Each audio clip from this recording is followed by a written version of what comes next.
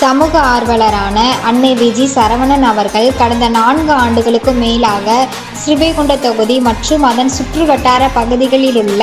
ஆதரவற்ற ஏழை எளியவர்களுக்கு இல்லம் தேடி இரவு உணவு திட்டத்தை ஏற்படுத்தி இரவு உணவு வழங்கி வருகிறார். இந்நிலையில் தமிழக வெற்றிக் கழகத்தின் 5 கொள்கை தலைவர்களுள் ஒருவரான சமூக ஆர்வலர் அஞ்சலை அம்மாளை கொள்கை தலைவராக அறிவித்ததன் ஈர்ப்பால் தமிழக வெற்றிக் கழகத்துடன் இணைந்து தமிழக வெற்றிக் கழக தலைவர் தளபதி திரு விஜய் அவர்களின் ஆசியுடன் கழக பொதுச் செயலாளர் அண்ணன் புசியன் ஆனந்த் அவர்களின் வழிகாட்டுதலின்படியும் மதிய உணவு மற்றும் இரவு உணவு திட்டத்தை ஏற்படுத்தி உணவு வழங்கி வருகிறார். 15/12/2025 அன்று 1280வது நாளாக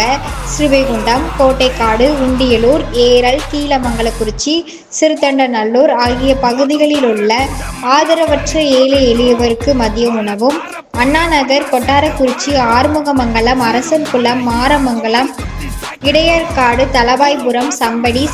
காலனி, மேலச்சம்படி மற்றும் அதன் சுற்றுவட்டார பகுதிகளில் உள்ள ஏழை எளியவர்களுக்கு இரவு உணவும் தமிழக வெற்றிக் கழகம் தூத்துக்குடி மேற்கு மாவட்டம் சமூக ஆர்வலரான